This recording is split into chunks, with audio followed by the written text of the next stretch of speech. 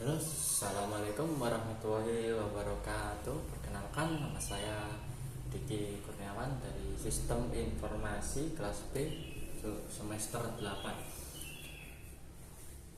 Selamat datang di video kali ini. Saya akan membahas sesuatu yang penting untuk pengembangan diri, yaitu sesuatu yang berhubungan dengan SWOT, tentang diri sendiri. Mungkin beberapa dari kalian sudah pernah mendengar tentang istilah SWOT. SWOT adalah singkatan dari Strength, Weakness, Opportunities, and Threats. Untuk pengertiannya, strength bisa kita sebut dengan kekuatan. Untuk weakness bisa kita sebut dengan kelemahan. Dan untuk opportunities bisa kita sebut dengan peluang. Dan untuk yang threats bisa kita sebut dengan ancaman. Metode ini sering digunakan dalam dunia bisnis, tetapi sebenarnya ini juga bisa diterapkan pada diri kita sendiri. Kenapa ini penting? Dengan memahami diri kita lebih dalam, kita bisa mengetahui cara untuk berkembang, mengatasi kelemahan, memanfaatkan peluang, dan menghadapi ancaman.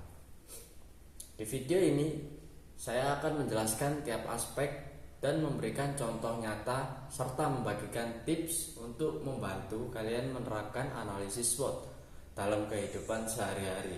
Jadi, pastikan kalian menonton sampai akhir. Oke, langsung saja kita ke strength atau bisa kita sebut dengan kekuatan. Ini adalah hal-hal yang membuat kita unggul dibanding orang lain. Kekuatan bisa berupa keterampilan, karakter, pengalaman, atau keahlian yang membantu kita mencapai tujuan. Coba pikirkan, apa yang menjadi kelemahan kalian? Apa yang sering dipuji orang lain dari diri kalian? Berikut beberapa contoh kekuatan yang umum dimiliki oleh seseorang. Untuk yang pertama, keterampilan tertentu. Misalnya, jika kamu pandai berbicara di depan umum, itu adalah kekuatan yang bisa membantu dalam berbagai profesi seperti guru, pembicara, atau pemimpin tim. Kemampuan berpikir kreatif. Jika kamu menemukan solusi baru atau berpikir out of the box, ini bisa menjadi kelebihan dalam dunia seni, pemasaran, atau teknologi.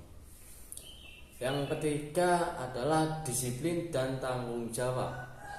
Jika kamu tipe orang yang selalu menyelesaikan tugas tepat waktu, itu menunjukkan bahwa kamu bisa dipercaya dan memiliki etos kerja yang baik. Untuk yang keempat, kemampuan sosial yang baik.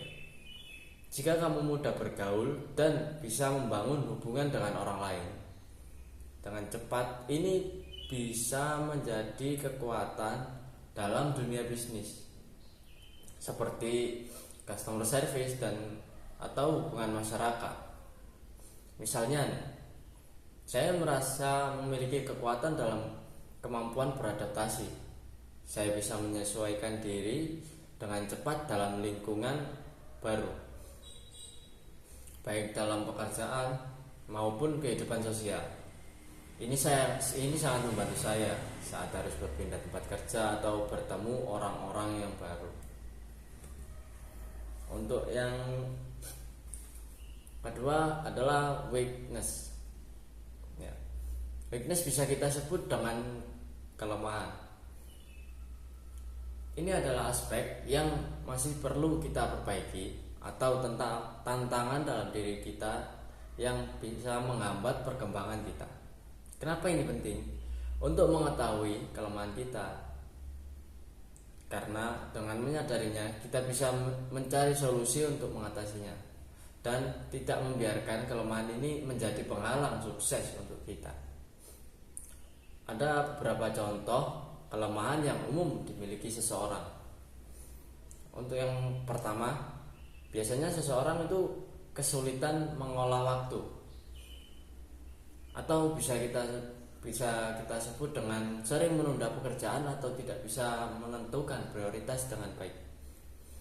Yang kedua, kurang percaya diri.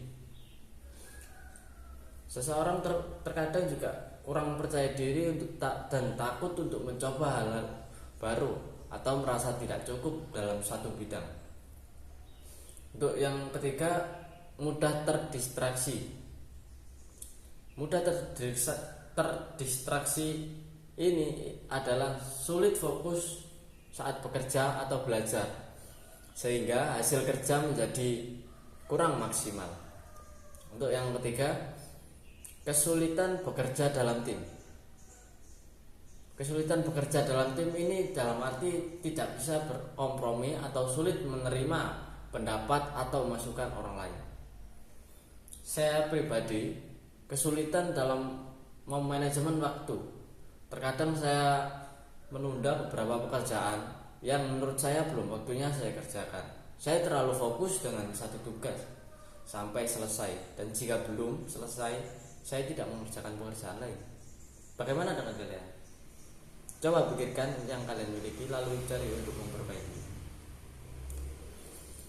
Untuk yang ketiga, opportunities, atau bisa kita sebut dengan peluang. Sekarang, peluang adalah faktor eksternal yang bisa kita manfaatkan untuk berkembang. Peluang bisa datang dari berbagai sumber seperti teknologi, pendidikan, lingkungan, sosial, atau bahkan tren pasar. Berikut beberapa contoh peluang yang bisa kita manfaatkan.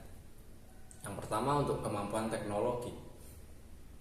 Sekarang, banyak pekerjaan yang bisa dilakukan secara online seperti freelance, content creator, marketing digital, dan masih banyak pekerjaan-pekerjaan online lainnya. Yang kedua, pelatihan dan kursus online.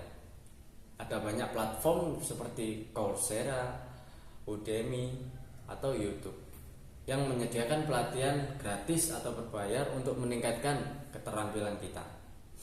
Untuk yang ketiga, jaringan dan komunitas.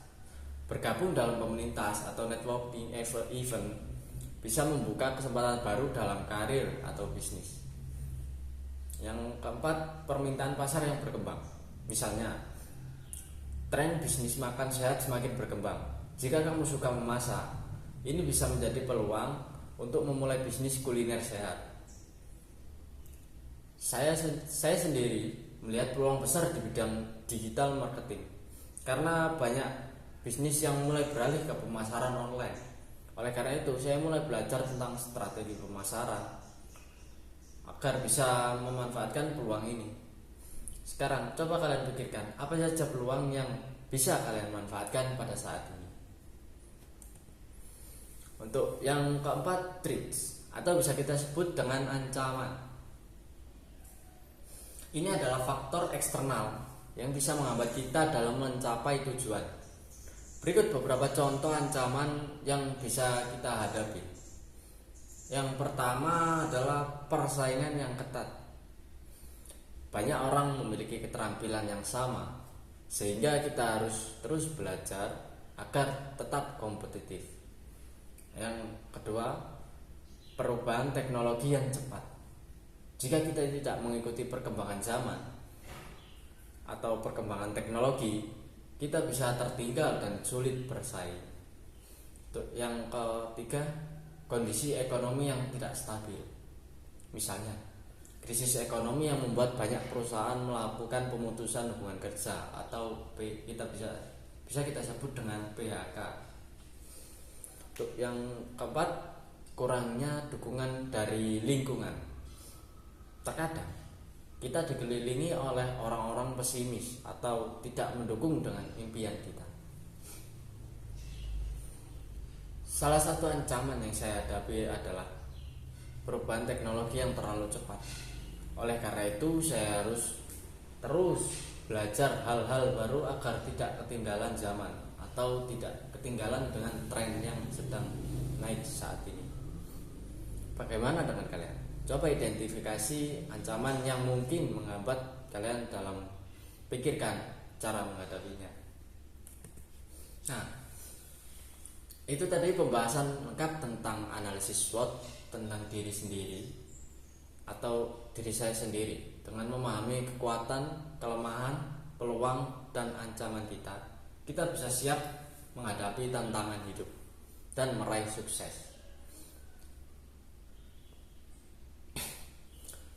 Jika kalian merasa video ini bermanfaat, jangan lupa like, komen, dan subscribe agar tidak ketinggalan konten menarik lainnya.